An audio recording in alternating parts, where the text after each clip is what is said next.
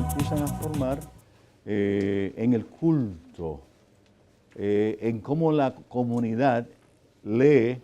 Otra vez dejé mi Biblia sobre mi escritorio. Cuando la gente empieza a leer el texto bíblico,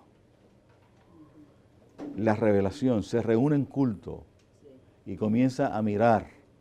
Por eso Pablo le escribía a las cosas que dije concerniente a esto. Y va una, con relación a la cena del Señor, le digo lo siguiente: siéntense, espérense unos a los otros. Y entonces dice, porque el Señor, la noche que fue entregado, tomó pan y habiendo dado gracias lo partió. Y dijo, tomad, comed, este es mi cuerpo que por vosotros es partido. Haced todas las veces que comieres esta copa y este pan en memoria de él. Hay un relato de entender el texto bíblico, que antes de ser texto era texto oral. Era un texto oral. Así que la iglesia se reúne y la iglesia necesita relación con su Dios. ¿Y cómo la iglesia tiene relación con su Dios? La iglesia tiene relación con su Dios a través de rememorar el mensaje. ¿Dónde se rememora el mensaje? En las Escrituras. Las Escrituras son las que se habían ya establecido como parte del proyecto del pueblo de Dios en el Antiguo Testamento. Los profetas le hablaron, Moisés y el Pentateuco, los libros históricos, para manifestar cómo Dios acompañó a su pueblo, cómo Dios hizo de una familia que no era pueblo, lo hizo pueblo. Por eso hay varios focos teológicos en el Antiguo Testamento. El foco teológico de el Éxodo, el llamado. Dios llama a un hombre de Ur, de los caldeos, y le dice, sal de tu tierra y de tu parentela a una tierra que yo te voy a mostrar. Y él sale en fe, y sale acompañado, porque a veces nosotros no entendemos toda la dimensión de lo. Y por otro lado, él era un buen hijo. Así que cuando él oyó la palabra de sal, se llevó a su padre. Y se llevó también a su sobrino. Pero en el camino, el Señor lo fue liberándolo de algunas cosas. Pero fue un buen hijo. A mí me encanta esto de Abraham. Él no dejó a Taré, su padre. Hay gente que dice que el Señor los llama y arrancan y se convierten en unos irresponsables. Sí. Dejan su familia atrás, y dejan sus hijos atrás, y dejan su esposa atrás, y hacen que su esposa pase los trabajos que no debe pasar, porque no entienden que Dios es un Dios responsable. O sea, que Él no nos llama a la irresponsabilidad, Él nos llama a la consagración, que es diferente, a la entrega. Pero la entrega se hace responsablemente. No se hace con irresponsabilidad. Así que a mí me encanta cómo Abraham escucha el llamado de Dios. Pero se llega a su padre, no lo deja solo. Y caminan cierto tiempo. El Señor le dijo, sal de tu tierra y de tu parentela, adelante, a la tierra que yo, pues adelante, a la tierra que yo te mostraré.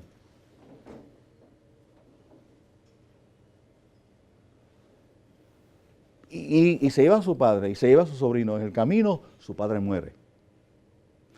En el camino, Lot escoge conforme a sus criterios, no conforme a los criterios de Dios. Y casi mete en un problema a Abraham, su tío, pero su tío lo amó y lo rescató. Lo rescató. Lo mantuvo. O sea, son de esas cosas que uno ve en la palabra del Señor. Y entonces ese es un proyecto interesante. Luego el proyecto de lo que yo le llamo salida, el éxodo, es un foco de teología extraordinario que se repite a lo largo de todo el Antiguo Testamento. Dios libera a su pueblo para que le adoren.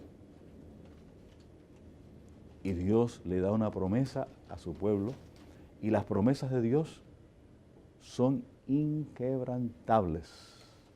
El cielo y la tierra pasarán, pero la palabra del Señor no pasará. Y esa dimensión que está presente ahí se va contando, y cómo Dios hace milagros con su pueblo.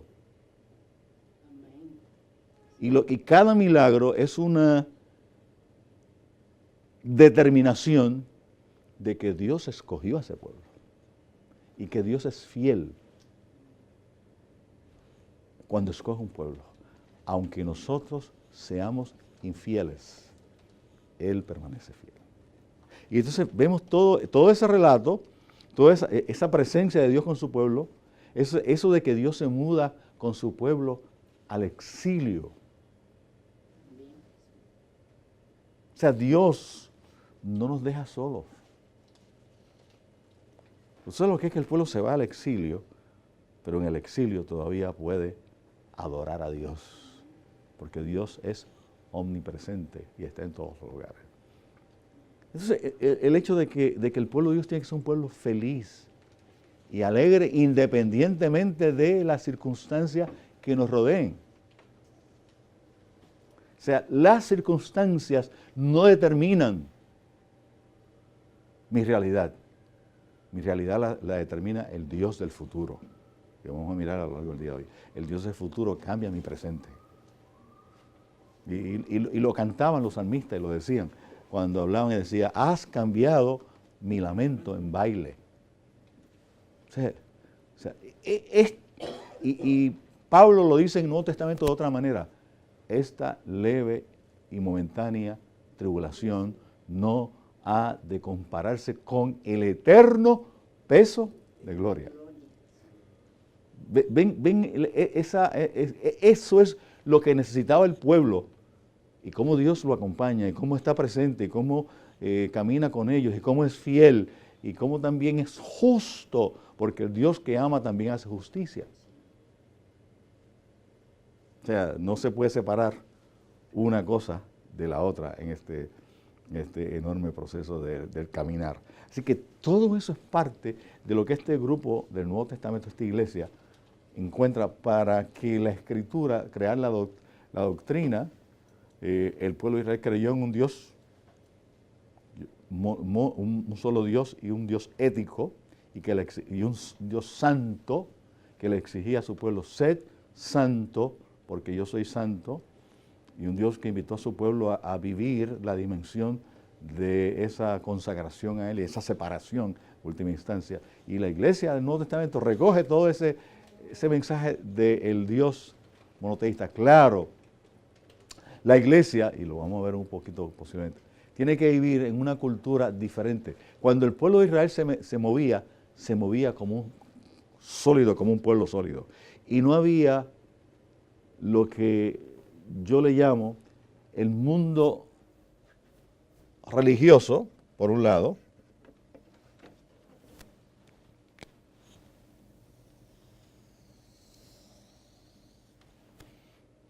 y el mundo secular. Todo era una sola función integral. Dios le daba mandamientos que tenían que ver con lo divino, ¿verdad que sí? Pero Dios le dio también mandamientos que tenían que ver con lo humano, con lo terrenal.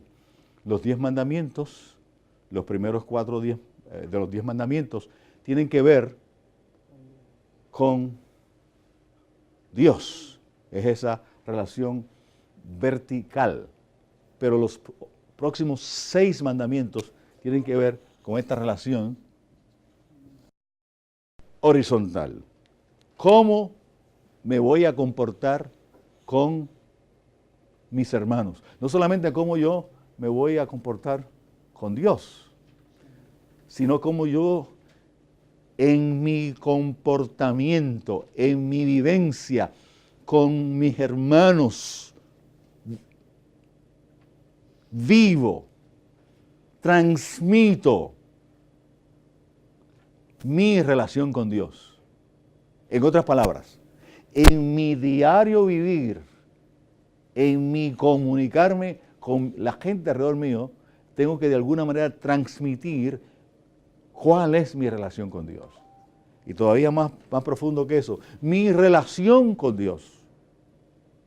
Mi relación con Dios tiene que manifestarse de manera extraordinaria en la manera como yo trato a mi hermano y a mi hermana. Así que no había separación entre lo sagrado y lo profano.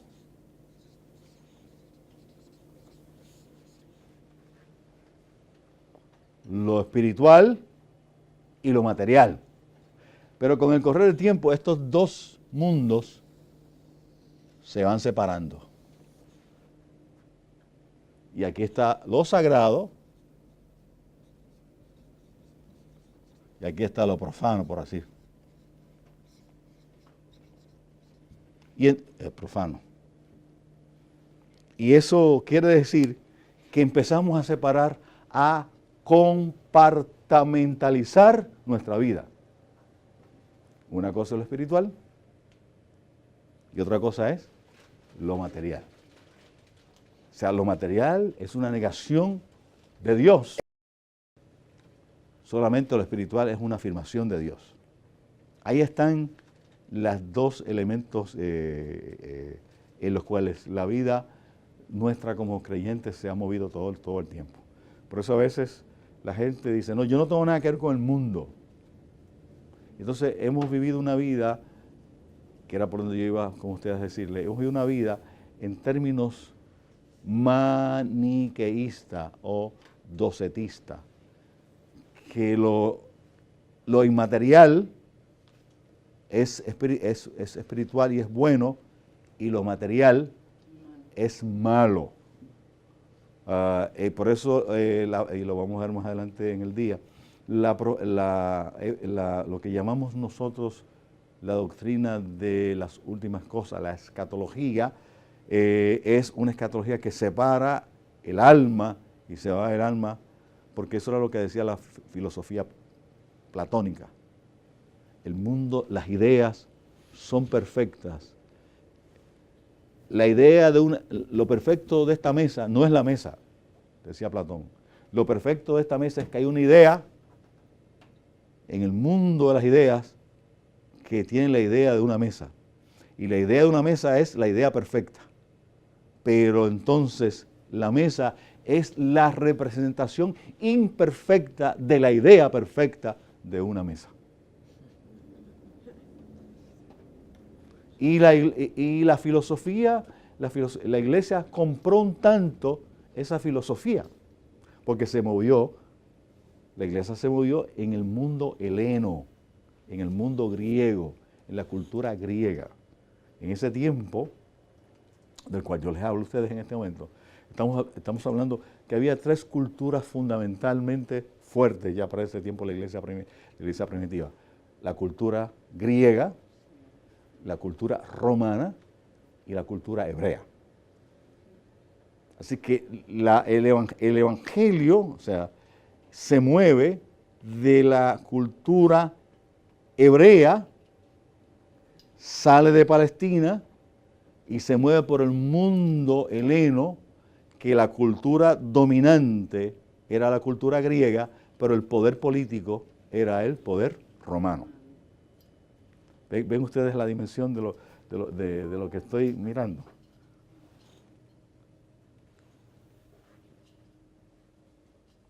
Mis hijos me están enviando mensajes, déjame ver que no haya nada urgente en la casa. Ok, no. Está bien. Habla. Miren el triángulo.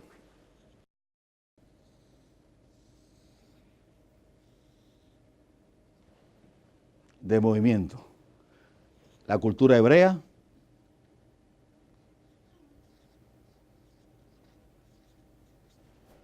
la cultura griega, la fe, que se empieza a mover de Palestina hacia ese otro mundo, es la fe hebrea, la fe del pueblo de Dios, la fe del monoteísmo ético, de un solo Dios, pero un Dios santo y que le exige a su pueblo una vida ¿qué? Santa y que establece una relación entre los hombres y entre las mujeres. Espectacular. Pero esa fe se mueve a un contexto cultural griego, donde la cultura que domina es la cultura griega, la cultura de politeísmo, la cultura donde domina el pensamiento filosófico de Platón, bueno, de Aristóteles, primero de Sócrates, Platón y Aristóteles. Esa es la cultura, eso es lo que domina el mundo en ese momento. Y se mueve no solamente a esa cultura, sino que se mueve una cultura que tiene un dominio político. ¿Cuál es el dominio político de ese momento? Roma, el dominio romano, que establece una ciudadanía. Por eso cuando las cosas se le pusieron bravas a Pablo, que él dijo, cuando lo encarcelaron en Éfeso y lo soltaron, dijo, no me pueden soltar, ustedes me han castigado ilegalmente, yo soy ciudadano romano. Cuando él dijo que era ciudadano romano, la gente tembló. Porque era ciudadano romano y tenía unos derechos civiles y unos derechos humanos que eran inviolables en esa cultura. O sea que había una ciudadanía, había un intercambio, unas vías de comunicación terrestres y marítimas. No había en ese entonces vía avión, porque no había aviones aéreas, pero las carreteras era fácil mover, por eso el Evangelio se movió fácil en ese proceso, porque había vías de comunicación. Así que miren ustedes qué interesante ese proceso y ese texto de Gálatas 4:4 que dice, en la plenitud del tiempo. ¿Qué pasó? Dice el texto. Dios envió a su Hijo, nacido de mujer y nacido bajo la ley, para que redimiese a los hombres de la maldición de la ley. En el momento apropiado, que todo estaba bien preparado para entenderlo. Déjenme ubicar esto del siglo I al siglo XXI y déjenme ubicarme donde estamos ubicados hoy, sábado 12 de mayo, en la ciudad de New York, en el condado de Queens, en el sector Corona. Mire qué interesante, mire cómo aterrizamos rapidito aquí. Vamos a mirar ese concepto que está ahí de culturas. Hay cosas que distinguen la cultura de este país, que cambian la manera de pensar de la gente que viene de otra cultura de este país. ¿Sí o no? Dígame una por lo menos. ¿Qué cosa usted encontró que cambia fundamentalmente su cosmovisión una vez llega y se ubica en este país y especialmente en esta ciudad, que es la ciudad capital del mundo? Transportación. Muy bien. ¿Alguna otra? Para mí me fue muy difícil porque yo traje a mi niña chiquita y ella lo primero que hacía era que me iba a llamar la policía si la castigaba. Eso para mí fue que yo le decía, pues yo la castigo y después llama a la policía. O si no la castigo, yo le llamo a la policía a usted. Eso es un punto interesante. ¿Cómo en esta cultura, el manejo de nuestros hijos está íntimamente relacionado con las leyes del Estado. Y en última instancia, los hijos son del Estado. Sí. No son míos. El Estado, finalmente, mientras son menores, tiene patria potestad. Y nos las entrega a nosotros, pero nos las puede quitar. Y el que pone y quita tiene poder. Y si me la pueden quitar, entonces yo no tengo la patria potestad sobre mis hijos. Eso es un cambio radical importantísimo. ¿Cuál otro? La economía, ¿no? Dígame un poco sobre la Cuando economía. llegamos a este país, podemos sobrevivir en este país. Encontramos trabajo, Muy bien, podemos sostener a nuestra familia. muy bien. Muy bien. ¿Qué otra cosa más cambia aquí? Más poder adquisitivo. Más poder También adquisitivo. en la higiene, ¿no? Ah, bien. Aquí hay mucha agua, Ok. una mejor manera de vivir. La comida, ¿verdad? Es más cuidada, ¿no? Ujú. Más protegida. Bueno, una de las cosas que me impactó en este país es su forma en cuanto a la cultura de ellos creer en la otra persona.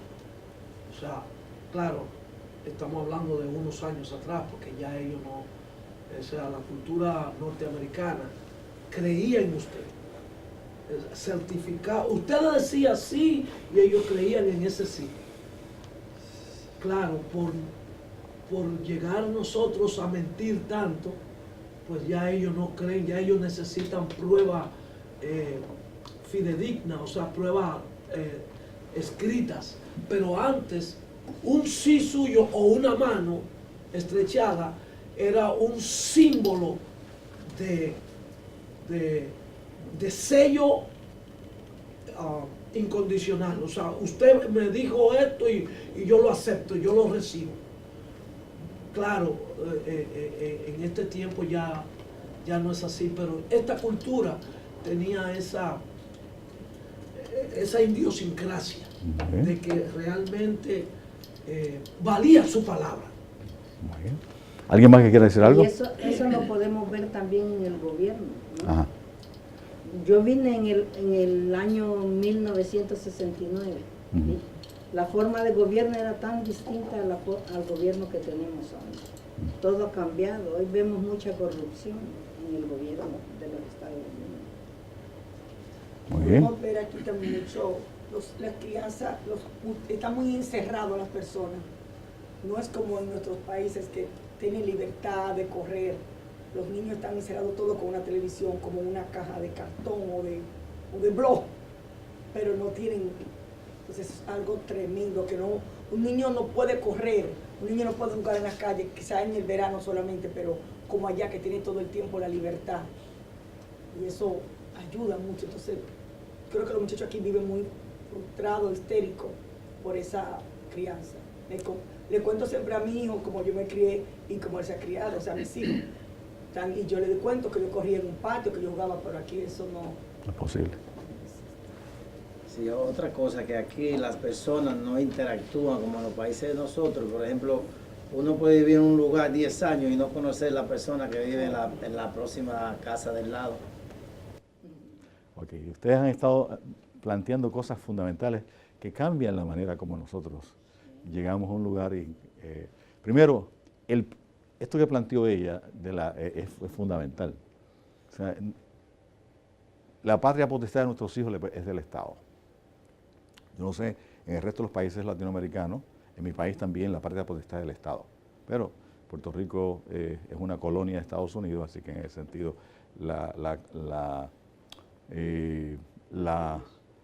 Constitución de los Estados Unidos está sobre el arreglo constitucional de Puerto Rico, en ese sentido. Así que es el mismo concepto. Eso. Segundo, el pragmatismo norteamericano. O sea, la vida, esto es una vida práctica en la medida, o sea, las cosas se hacen en la medida en que son fáciles para hacer y en la medida en que me benefician a mí. El individualismo de esta cultura. El individualismo. O sea, Yo puedo vivir al lado de mis vecinos. Yo recuerdo cuando yo me mudé a Cleveland, Tennessee, en la casa que vivía antes de vivir ahora en Orlando, que el día que yo llegué a la casa, mis vecinos me recibieron, vecinos norteamericanos, saludaronla. Y no vi más a ese vecino y cortábamos la grama hasta que me iba a ir, que fue a despedirse de mí.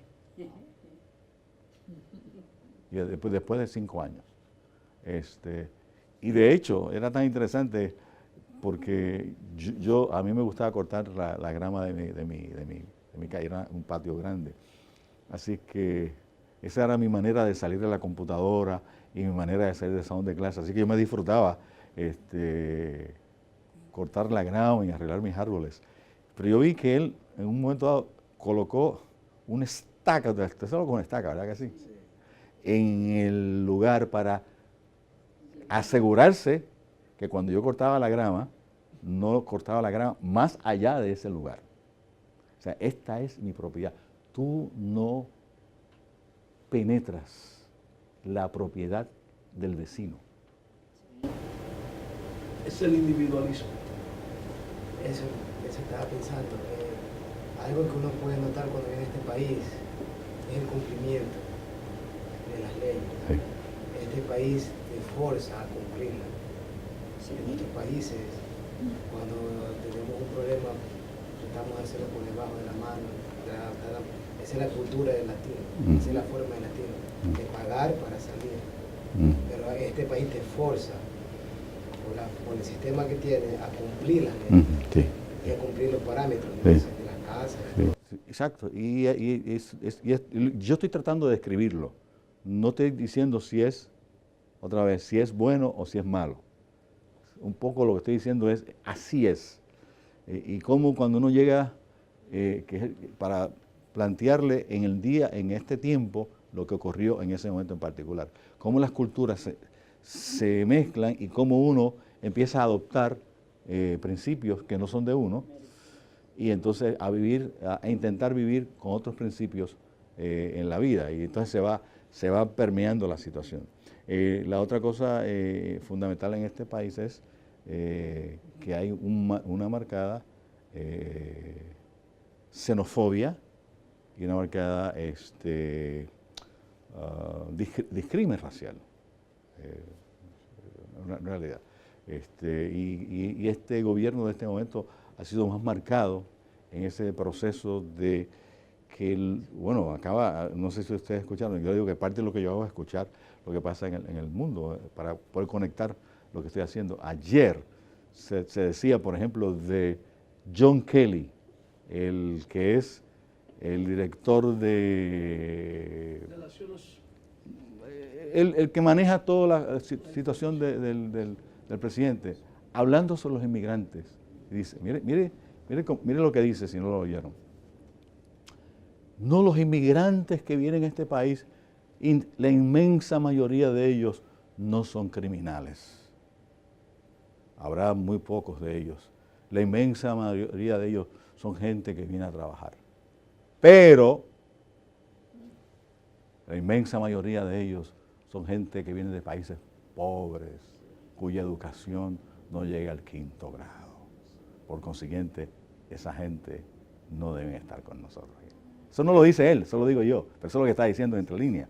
En otras palabras, nosotros podemos recibir a los blancos, pero lo que no sabe él, y le encontraron los periodistas y demás, es que su familia que venía de Europa cuando llegó aquí tenía menos de 1er grado, pero eran blancos.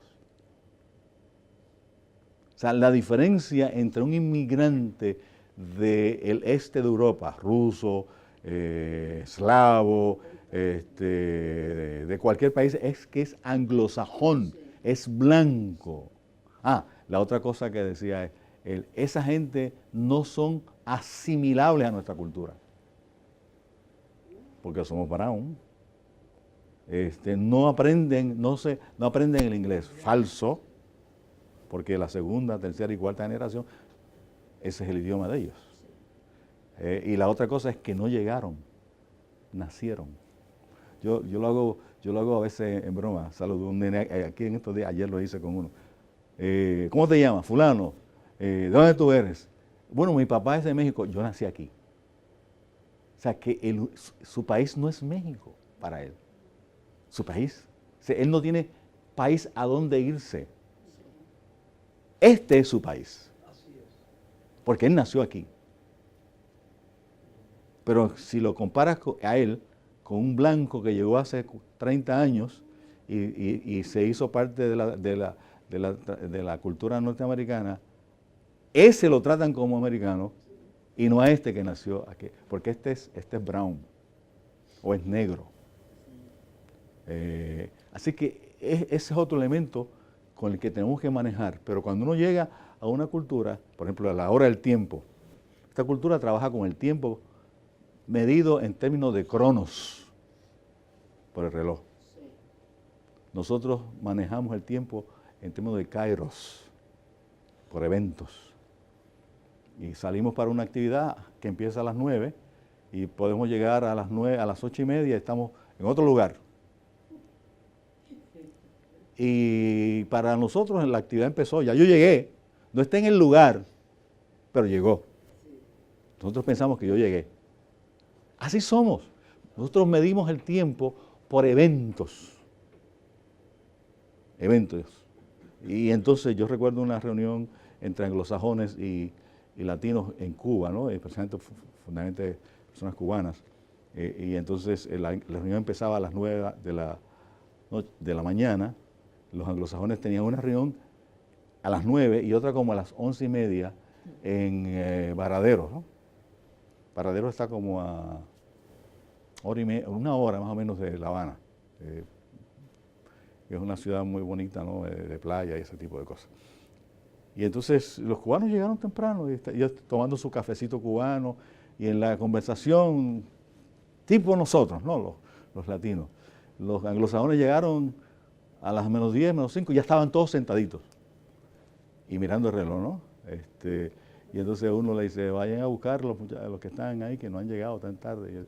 Y entonces uno va y le dice, vengan, que la reunión empezó, van a llegar tarde.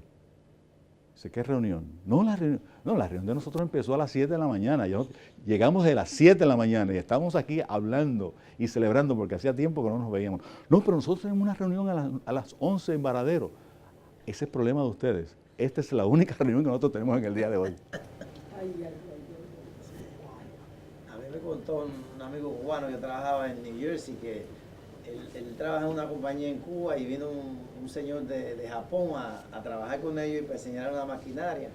Y como a las 2 semanas que el japonés estaba trabajando con ellos, dice, oye, yo lo siento, yo no me lo puedo unir a la huelga a ustedes porque yo vine fue a esto, ¿entiendes? Porque ellos salían a las 12, se iban a la casa, dormían a la siesta, venían a las 2 de la tarde y... Es toda una manera, y otra vez, no es ni bueno ni malo. Estoy tratando de describir. Uno es, las culturas son como son. Uno tiene que hacer los ajustes. Vivimos en esta cultura y hay cosas que nosotros hacemos que ni nos damos cuenta que hemos adoptado de la cultura por vivir en la cultura. Así que eso va a ocurrir en todos los procesos donde una cultura se mueve a otra cultura y entonces empieza a adaptarse y a incorporar principios. Así que este grupo de hebreos con su fe religiosa intenta explicar su fe religiosa con las maneras de expresión de los griegos. Por eso es que nuestra teología está llena de mediciones griegas. Y cuando hablamos, por ejemplo, de Dios, hablamos de ese Dios que es omnipresente. Hablamos de ese Dios que es omnipotente. Hablamos de ese Dios que es omnisciente. Hablamos de ese Dios grande, ese Dios lejano, distante. Porque ese era el Dios de los griegos. Un Dios, hablan de la seidad de Dios. El Dios que vive eternamente. Pero el Dios de los hebreos, ¿cómo lo conocen ellos? Por sus maravillas, por su presencia. Y por su presencia, porque camina con ellos. Por su cercanía. Por su cercanía. O O sea, el Dios de los hebreos camina con ellos. Moisés le dice, si tú no vas conmigo, yo no voy. No, pero es que yo te voy a enviar. No. Si tú no vas, yo no voy. O sea, yo no quiero que tú envíes a otro, yo quiero que tú vayas. Bueno, los pelos, porque esto tiene un valor incalculable. Le dice, yo quiero que tú me muestres tu gloria.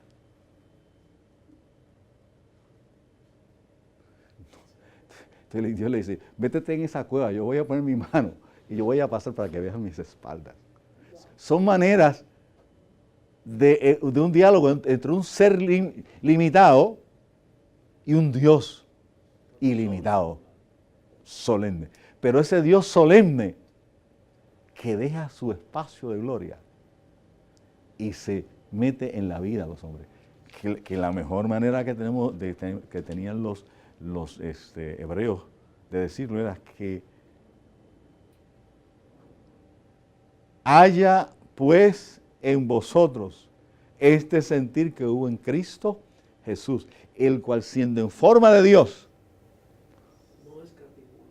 ser igual a Dios, sino que se despojó, se desvistió, se desnudó de su gloria y asumió la posición de siervo, de hombre.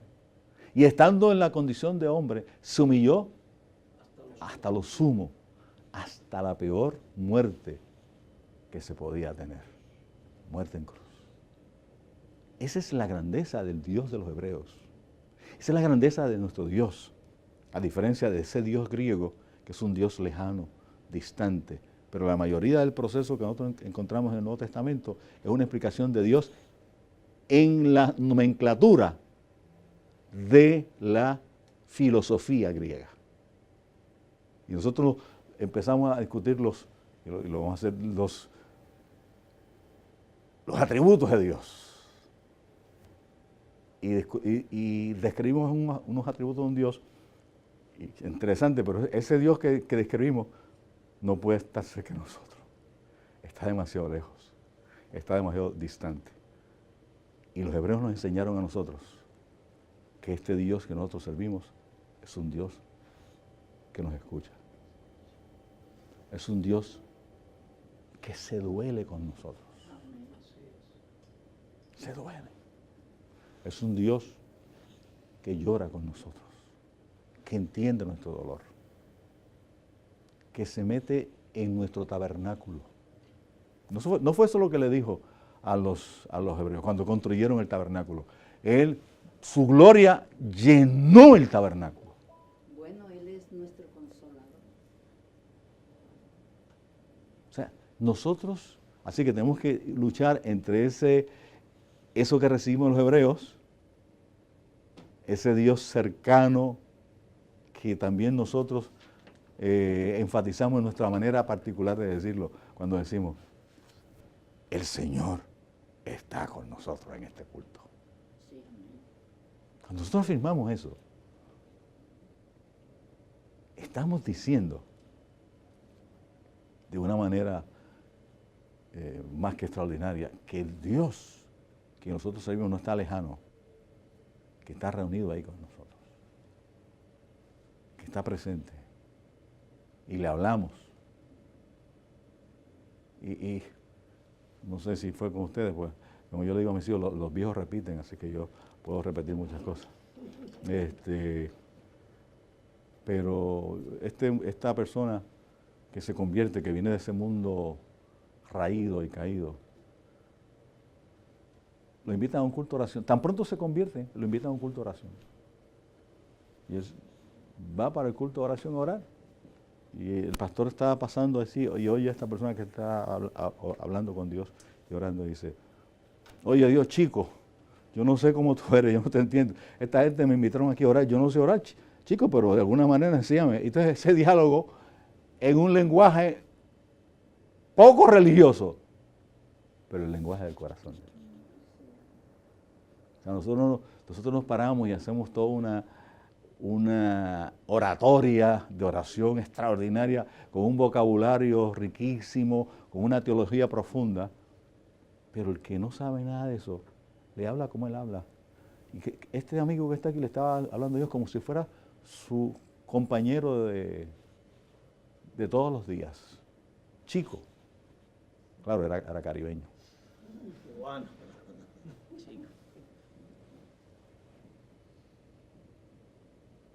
Así es. O sea, nosotros entendemos a este Dios desde la cercanía. Porque si ¿qué sería de mí si tú no estuvieras conmigo aquí? Acompáñame hoy, Señor, yo necesito que tú estés conmigo. Más allá de esa oración retórica que hacemos, esa que sale en el caminar, Señor, tú sabes que yo te necesito, tú sabes, yo no tengo que contarte mucho, pero te lo voy a contar de todas maneras. Sí. Esto me acuerda un caso de la hija mía cuando estaba bien, como 16 años, 17. Ella quería, yo la llevé obligada a una vigilia. Vamos, estos muchachos de edad que no quieren buscar mucho de Dios. Y yo estaba en una reunión también en la vigilia, pero ella dice, pues dame a orar, porque todo el mundo está orando, pero ella no sabía bien orar. Que digo, bueno, Señor, yo necesito que tú me des un trabajo, me trajeron obligado aquí, pero si yo tengo que orar, le pidió de una manera bien sencilla, dame un trabajo, porque yo no quiero seguir así sin trabajar. Pero también, yo sé que en el trabajo voy a necesitar un carro, que también el trabajo me dé el carro, porque por ahí por donde mismo no hay mucha transportación.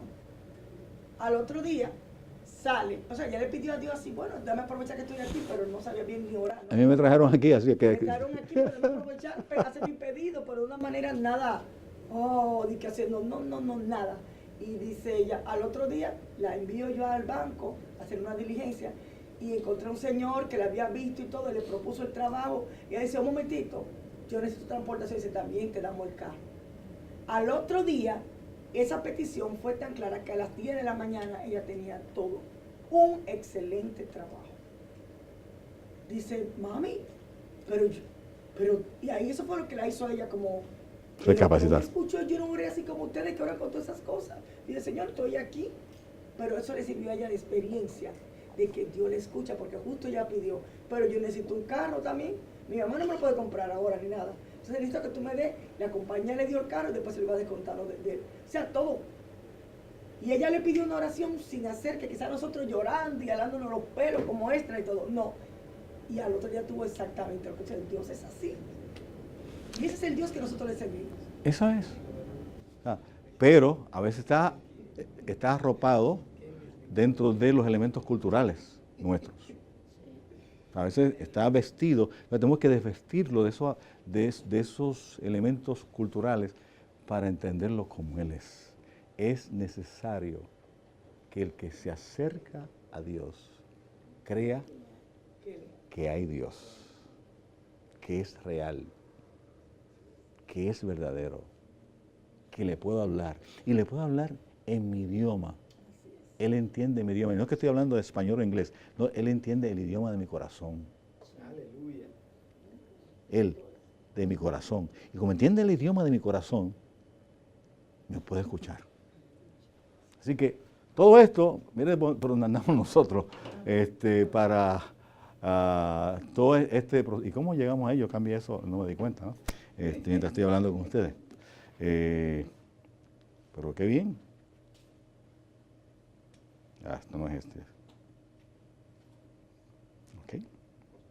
O sea que, miren, la teología requiere conocimiento. Fíjense que hemos estado hablando precisamente de esto, yo estaba a mi espalda. De estas 5 áreas. Hay que conocer la revelación de Dios. ¿Dónde está la revelación de Dios? O sea, hay 2 revelaciones. En la revelación general, que se refleja en la creación de Dios. Porque este lugar, este sitio, es lugar de recreación de Dios. Y aquí se muestra Dios. ¿Cómo es que dice el salmista? Los cielos y la expansión denuncia la obra de sus manos. En un día emite palabra y a otro día, y a la otra noche declara sabiduría, sin que haya, que aún es que dice, palabra alguna. A veces el Señor no necesita palabras para hablar. En una puesta de sol vemos la gloria de Dios. En un amanecer, como decía Tito Enríquez, un famoso compositor puertorriqueño, que hablaba de bello amanecer. En un caminar en las flores, uno tiene que aprender a extasiarse mirando la creación de Dios. No, y es que a veces uno lo mira a Él en su creación, Claro. Él se deja ver. Pero esa no es una salvación redentora, es un conocimiento general. Pero Él se reveló como Salvador. Y esa revelación está en la palabra de Dios, en el Antiguo y en el Nuevo Testamento. La Biblia de los Hebreos, que es el Antiguo Testamento, y el Nuevo Testamento, que son las escrituras de la Iglesia neotestamentaria. Así que hay que conocer la Biblia. Por eso es que estamos estudiando la Biblia, para conocer el texto, para conocer el idioma. Y se escribió en otra cultura que pensaba diferente. Por ejemplo, nosotros tenemos la cultura de los griegos. ¿Con qué pensamos nosotros?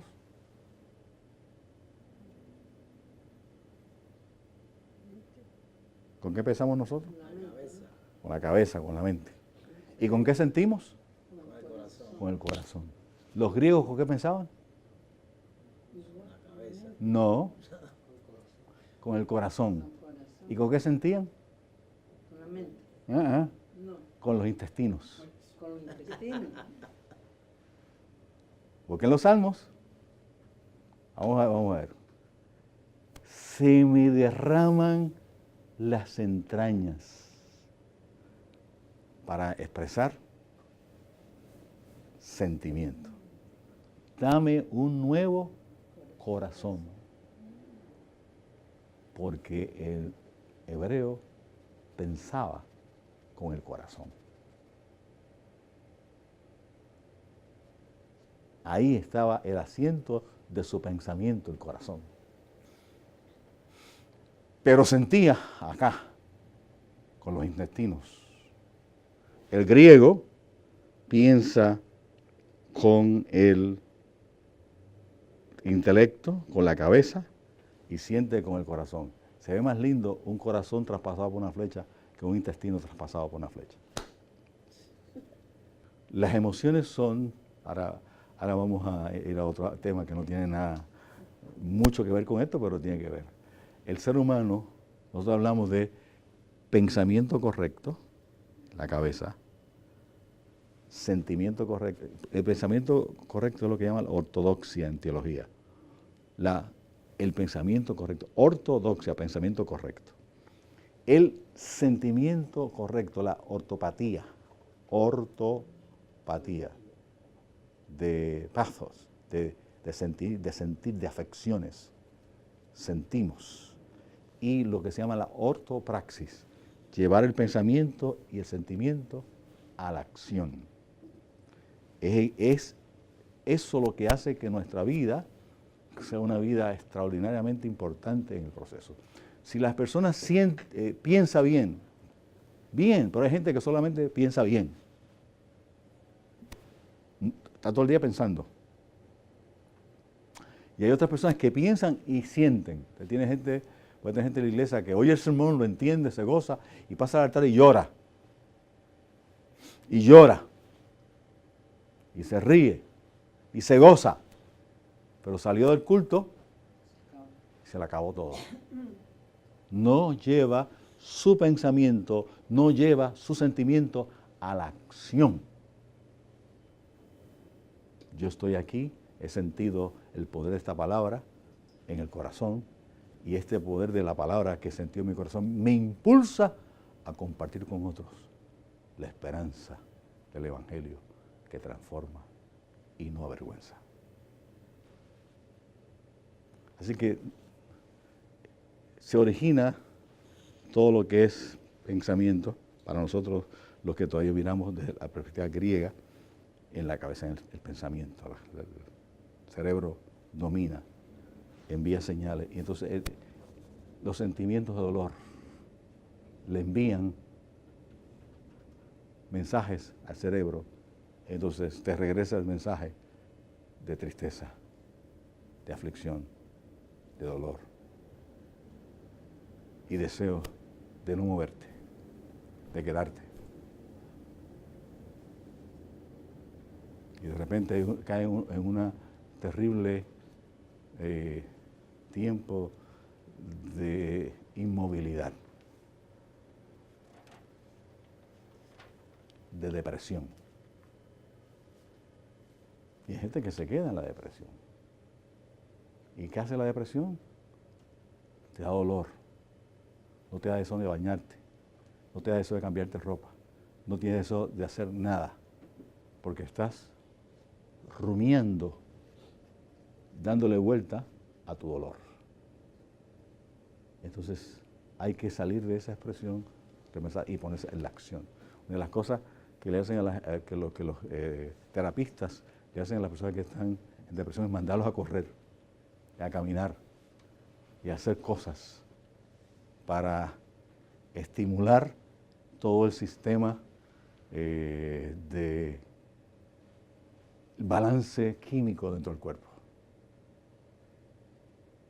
Y por eso es que se medica a las personas, porque hay cierto desorden químico dentro del sistema. Así que miren miren cómo nosotros entendemos la fe. En la cabeza, la llevamos al corazón y después tenemos que llevarla a la acción, salir allí, a la calle, compartir allí, vamos a visitar al enfermo, vamos al hospital, vamos a la cárcel, vamos a la casa, vamos a compartir la enseñanza, venimos al culto, compartimos la experiencia. Es todo un proceso que involucra a la totalidad del ser humano. Hay que entender esa fe. Hay que entender la iglesia. ¿Qué es la iglesia? ¿Qué es la iglesia? Cuéntame. ¿Qué es la iglesia para ustedes? Los miembros. Nosotros Ok. somos la iglesia de Dios. Muy bien.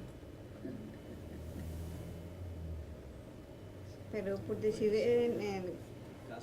cuando era católica, la iglesia era el salón. Vamos a la iglesia. Uh-huh. Todavía nosotros algunos tenemos esas dos definiciones para la iglesia, el lugar físico y la iglesia como cuerpo. ¿Qué es la iglesia? ¿Por qué tenemos que entender de la iglesia?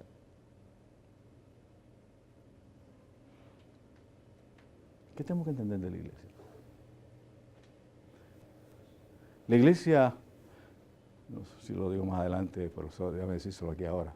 La iglesia, para mí la iglesia tiene dos ubicaciones, dos. Tiene la ubicación que yo le llamo la ubicación teológica. La iglesia es, a mí se me olvidaba, de tanto que he hablado se me olvidaba el café. La iglesia tiene la función de llevar el mensaje, de enseñarlo,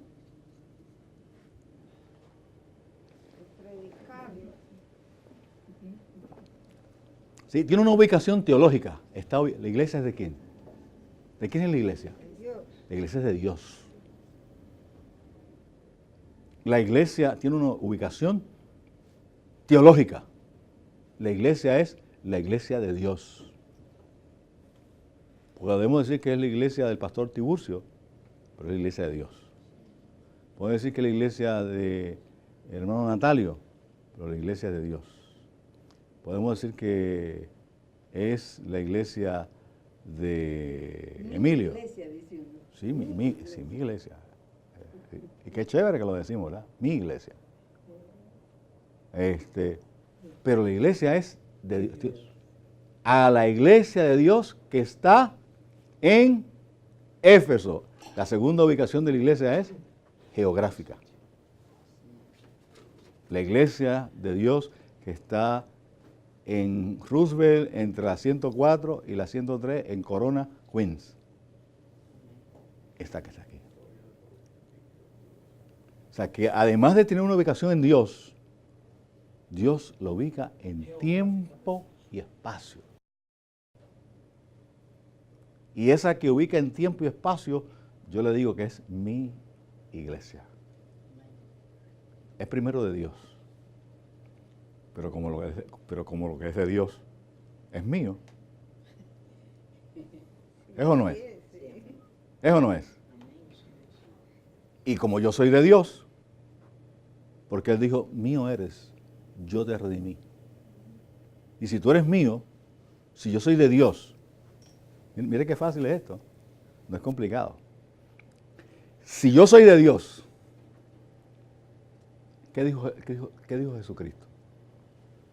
Todo lo mío les pertenece a ustedes.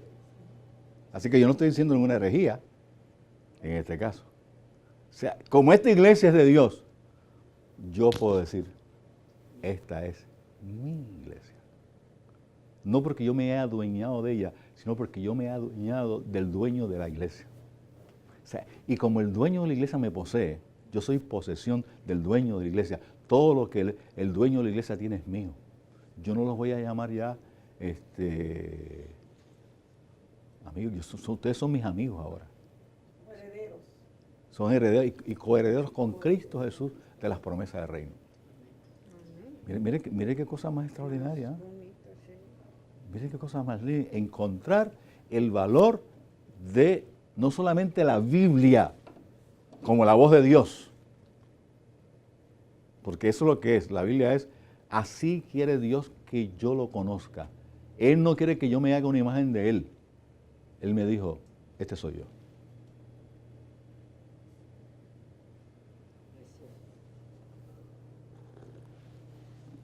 Y cuando Él dijo, este soy yo soy así. Yo soy amoroso. Yo no estoy lejano. Yo soy cercano. A mí me gusta tocar a mi gente. Dios era latino. O Dios es latino. Usted sabe que nosotros hablamos con las manos, tocando a la gente, ¿no? El anglosajón tiene dificultades con nosotros porque la zona de seguridad del anglosajón es bien pequeña. La zona de confort, de seguridad. Nosotros tenemos una zona, al contrario, la zona de seguridad del anglosajón es bien amplia. Si usted se le acerca, él echa para atrás. Hacen 6 meses que no se ven, y cuando se encuentran se dice, ¡hi! Nosotros nos despedimos en el altar y nos abrazamos. A la mitad de la iglesia nos volvemos a despedir y nos volvemos a abrazar. A la entrada de la iglesia nos volvemos a despedir y nos volvemos a abrazar. En el patio, si no hay frío, nos volvemos a abrazar y a despedir. Y si nos dejan, abrimos la puerta del automóvil y otra vez abrazamos a la persona y nos despedimos. Así somos. Yo siento que Dios es latino. Que es cercano. Es cercano. Así se reveló como el Dios. Y miren los nombres. En cada uno de los nombres nos dice algo de cercanía. Elohim, el que soy, Jireh, Sama. Busque todos esos nombres.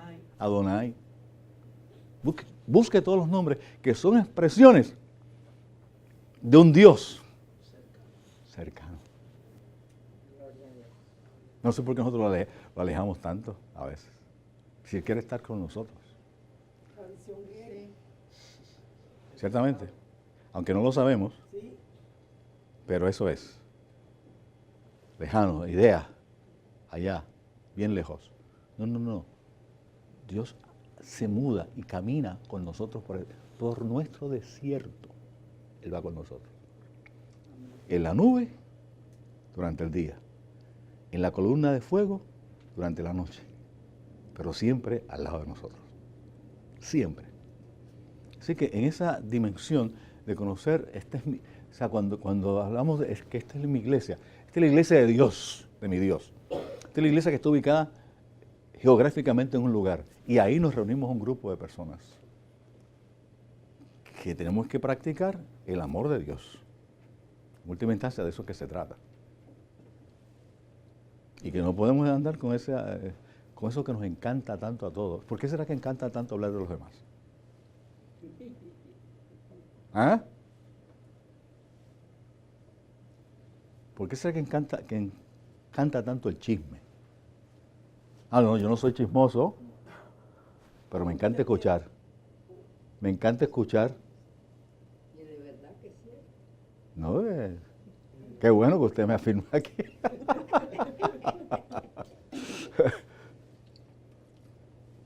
Es esa realidad. Pero el Señor nos ha dicho que aunque somos diferentes,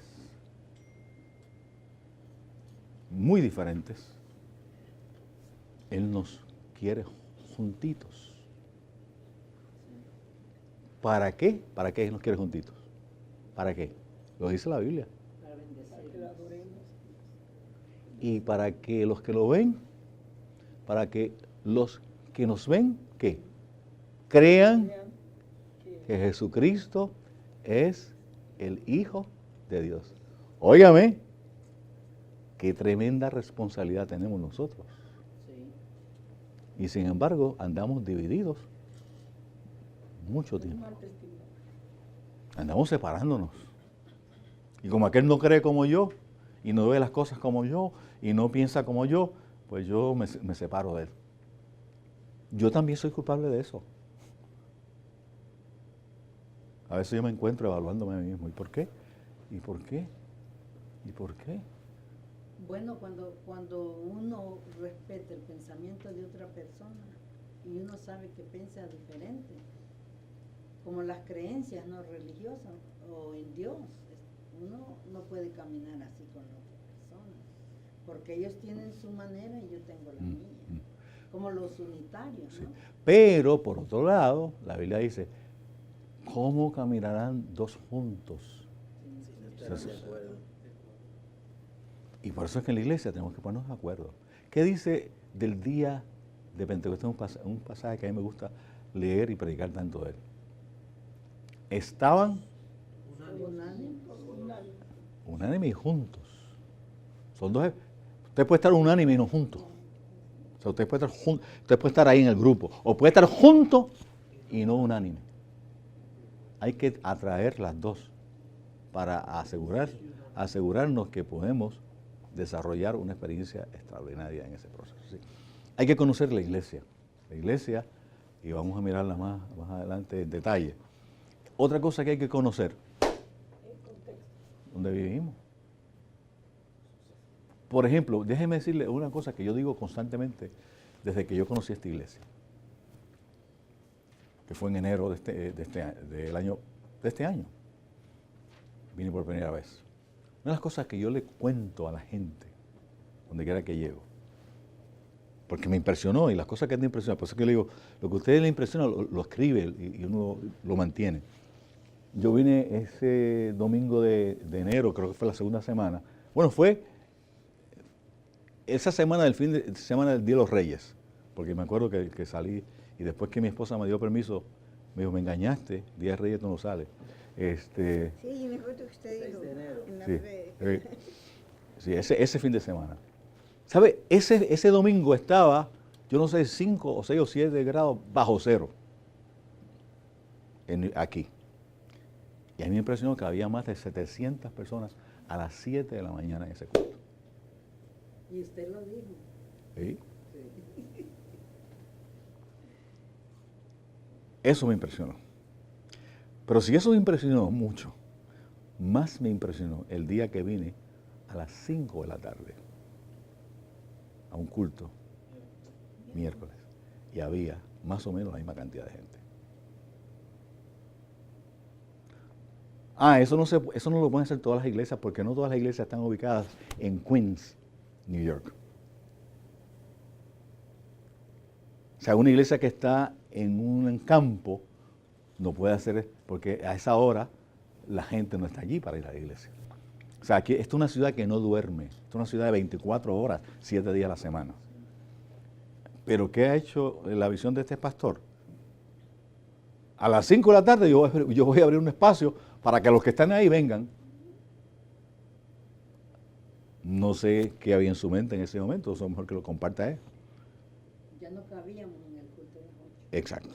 Voy a abrir un espacio y se abrió el espacio y el Señor bendijo el espacio. Porque había gente en esta ciudad que vio una oportunidad para, mira, yo voy al culto y a las 5 cuando salga del trabajo, agarro a mis hijos y por ahí me voy para casa y no tengo que regresar. Me voy por abajo. Sí, muy bien. Los que no son caribeños les suena fuerte eso, pero así es. Así decimos, me voy para abajo.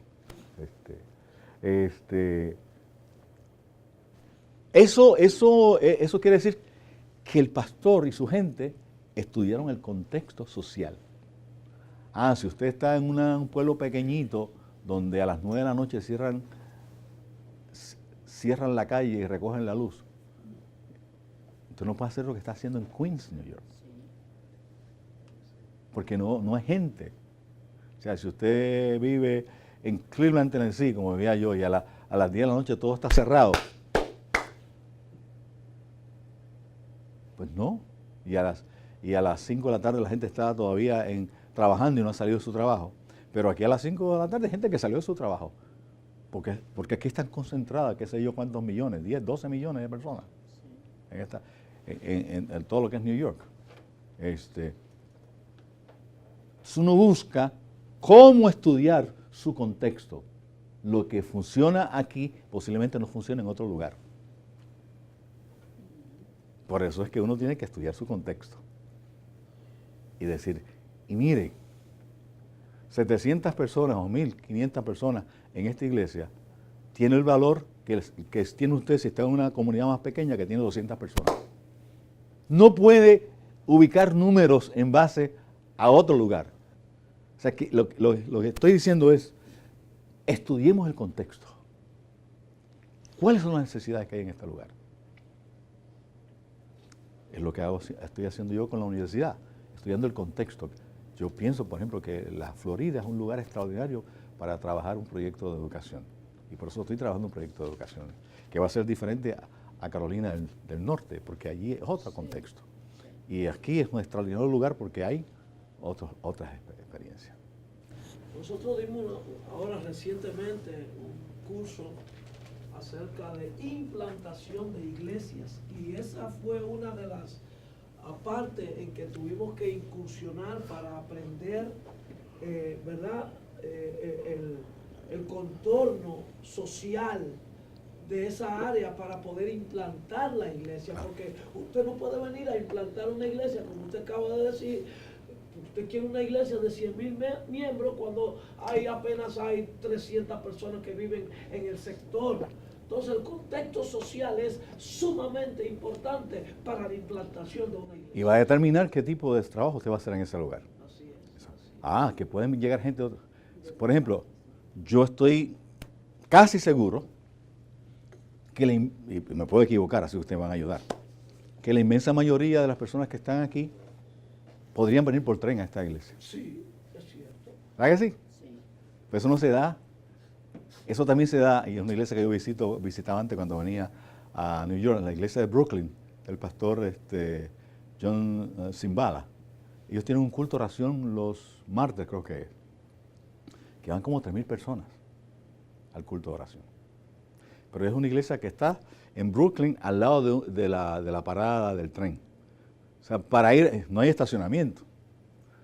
Eso quiere decir que la inmensa mayoría, habrá 2 o 3 que van en carro, pero la inmensa mayoría de la gente que llega allí llega por tren. Y el que llega de visita quiere ir a visitar esa iglesia porque ya tiene una imagen, el famoso Brooklyn Choir, que es famosísimo, quieren irlo a escuchar. Y Yo fui varias veces y había veces que uno estaba dando vueltas esperando que se terminara un culto, haciendo fila para entrar al siguiente culto. Pero eso se da aquí, con toda esta cantidad de gente que hay en el lugar, donde la gente no tiene que hacer tanto, viajar tanto, sí. Yo estoy pastoreando una iglesia ahí en Brooklyn, que los pastores me han Tiburcio. Estoy en la GTA 175 de Brooklyn, no sé si usted ha ido donde está el canal. No he ido. No. Realmente es un sitio de blanco, Parslow, eso solo es blanco por ahí. No hay latinos, no hay nada. Los pastores comenzaron ahí un tiempo, ahí fue que comenzó la iglesia realmente. Después se fueron, me dejaron ahí encargada, asistiéndolo a ellos. Y realmente al principio fue muy difícil. Solamente llegaban 7, 8, 10 personas. Y los que llegaban vinieron para acá también con el pastor. Para mí fue una tragedia dejarme en ese lugar tan difícil, donde todo el mundo es blanco por ahí. Pero también Dios le da a uno sabiduría y la gracia. Pedirle a Dios que nos dé gracia. Claro. Y ya gracias a Dios, poco a poco, perseverancia. El cristiano debe de perseverar. Yo digo que también uno tiene observar el contexto y también perseverar y creerle a Dios. Porque hay lugares también, como ese que estoy en Parslow, gracias a Dios, ya los domingos, es una iglesia más o menos que caben sus 200 personas, más o menos, como 200, ¿verdad, Natalia? Sí. Como 200. Los domingos llegan sus 200 personas. ¿Vamos? Se llena. Se llena. Y no hay parqueo. Y no hay parqueo, porque eso es sumamente comercial por ahí, una zona de blancos. Yo digo, Señor, tú pones la gracia. Entonces, observo eso, las estaciones de tren están por ahí un poco, pero no así como aquí. Pero es algo increíble. Pero siempre hay que pedirle a Dios que ponga gracia. Cuando tú tienes la gracia de Dios, aunque sea, como dice el pastor, en la conchinchina, yo digo, no entiendo, porque es bien difícil. Y muchas veces van buscando, porque sale el anuncio en la televisión, que anuncia esta iglesia, y anuncia la 175 de Brooklyn. Pero van buscando al pastor Tiburcio. Y muchos llegan y no sería Natalia. Se encuentran con Priscila. Se encuentra con Priscila, Alba. Bueno, Alba es mi nombre realmente correcto. Y se encuentra con Priscila allá. Y yo digo, bueno, yo siempre hago unos servicios, el anuncio. El pastor Tiburcio está allá, tiene 3 servicios, uno a las 7, uno a las 10 y uno a las 1. Los refiero para acá, mire, todavía tiene tiempo. Si usted llegó, ayer servicio es a las 1:30. Pero usted puede llegar el próximo domingo, estar uno a las 7. Y hago el anuncio y lo mando para acá. Tiene tiempo todavía. Si llegan allá a la 1, digo, usted llega allá unos 15 o 20 minutos. Pero hay gente que dice, ¿sabe qué? Me gustó aquí y me quedo aquí. Yo me pregunto, ¿cómo? No sé. Pero Dios da la gracia. Yo le voy a decir por qué. Yo le dije anoche que las iglesias tienen personalidades. Así es. Y hay gente que le encanta una iglesia enorme y grande como esta. Y hay gente que le encanta una iglesia más pequeña. Los gustos son así. Los gustos son así. Y lo importante es, y esta es mi visión ministerial, en el lugar donde el Señor me ubicó, yo creo eso, persevera, que el Señor te va a bendecir. Amén. Y fíjense, miren la parábola de los talentos. El que le entregaron 10 y produjo 10, produjo al 100%. El que le entregaron 5 y produjo 5, ¿produjo qué? 100%, igualito. Así es. Señor, no solamente, o sea, nosotros interpretamos las estadísticas de una manera diferente a como el Señor las interpreta. La matemática de Dios es diferente a la matemática nuestra. Miren ustedes si es diferente, que dejó 99 y se fue a buscar. Y cuando encontró la una, hizo una fiesta como si tuviera 10,000. Por eso es que yo le digo a mi gente, yo lo mismo le puedo predicar a 2,000 una noche que a 10 con el mismo gozo, con la misma alegría. Yo le puedo enseñar a un curso donde hay 30, 40 estudiantes y me gozo tanto como me estoy gozando con ustedes aquí en este proyecto. Y a veces le digo un poquito más porque podemos interactuar más cercano en ese proceso. Esta matemática de Dios es tan extraordinaria que realmente Es una cosa impresionante cómo el Señor evalúa las cosas diferentes a como nosotros las evaluamos. Así que de esa perspectiva, no pensemos que el Señor evalúa las cosas como nosotros las evaluamos. Y hay ocasiones en que el Señor... Déjenme dar otro ejemplo de matemática de Dios, que está en la Escritura.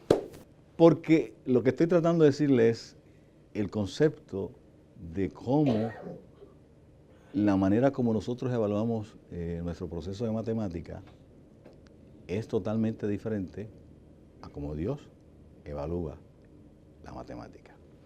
Aquí tenemos 1 que es igual a 99. Para nosotros... 99 son 99. Sí, y la expresión que usamos de vez en cuando es la siguiente: el que se va, No hace falta. no hace falta. Y aquí me llegó la matemática otra vez. No hablemos porque Felipe no. está predicando una campaña en Samaria. Una campaña extraordinaria. Tan extraordinaria es que las noticias llegan a Jerusalén. No era fácil. No es ahora que hay un camarógrafo aquí y uno allá, y más allá está CNN y está o transmitimos Facebook en vivo. Llega las noticias y le envían a los apóstoles y Pedro para que fueran y investigaran. Mira, ese muchacho que es un mero diácono. Ese ni siquiera tiene credenciales. Es un diácono atrevido que se fue por ir para allá a predicar. Y hay un avivamiento tan grande que ninguno de los apóstoles, después de Pedro, había tenido uno igual.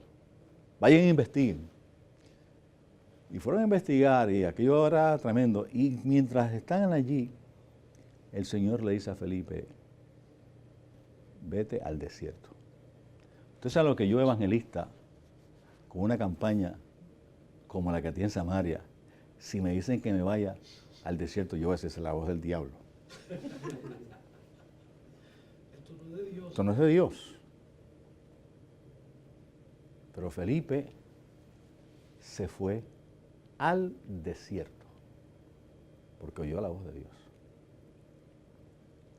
Y lo que se encontró en el camino fue un negrito, miren qué cosa. Se encontró nada más y nada menos que al secretario del Tesoro de la reina de Candaza en África. Porque la matemática de Dios es diferente a la matemática nuestra. En la campaña él tenía solamente, ¿qué? Samaritanos. Y el evangelio se había movido de Jerusalén a Samaria. Pero la visión de Dios era más allá de Palestina. La visión de Dios era intercontinental, porque Dios es un evangelista intercontinental, mundial. Y él sabe, él mira desde arriba y lo ve absolutamente todo. Yo veo el pedacito que tengo aquí frente a mí, yo lo veo a ustedes nada más ahora. Pero usted sabe lo que significa darle clases a gente jóvenes como ustedes, la inmensa mayoría de los que están aquí. Lo que yo siembro hoy, ¿qué fruto puede tener en los próximos 5 o 10 años? Eso es lo que yo no puedo ver en este momento. Pero eso es lo que Dios ve. Así que pasa el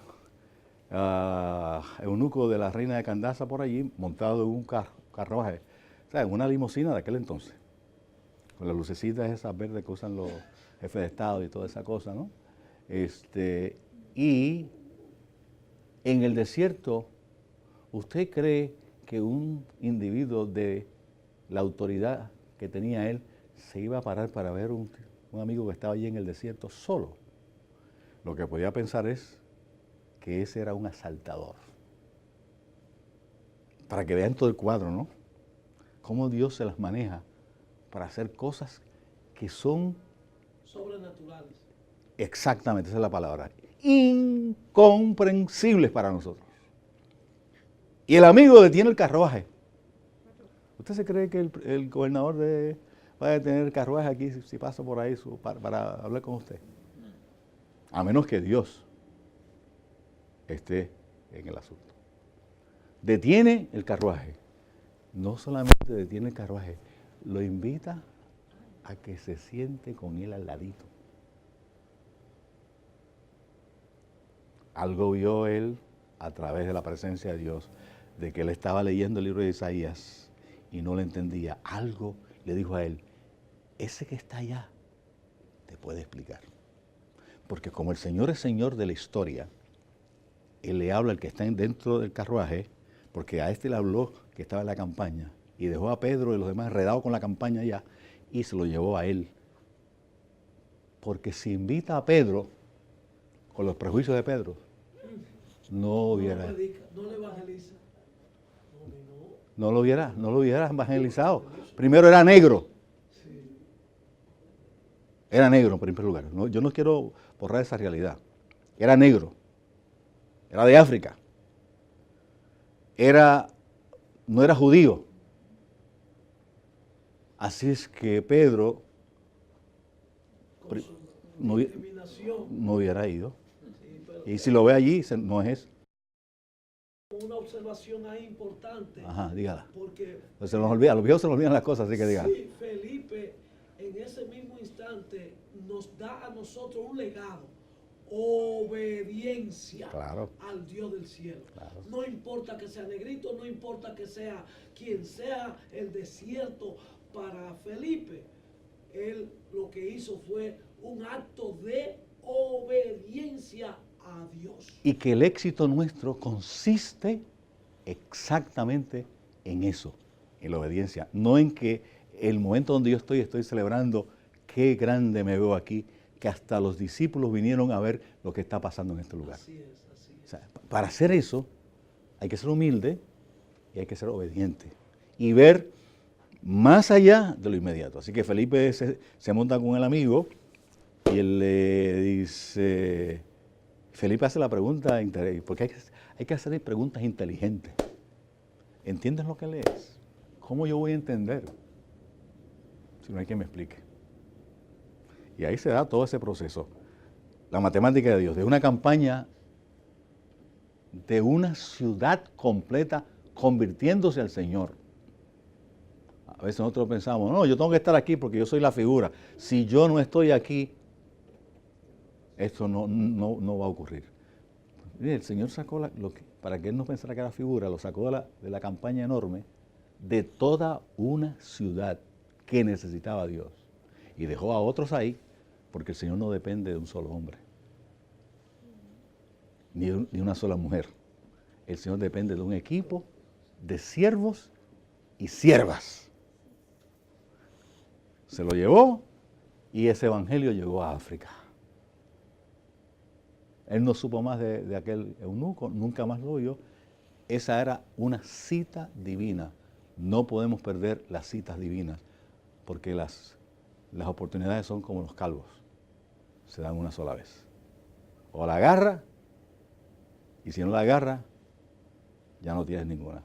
Vamos al receso y reaccionamos cuando vengamos al receso.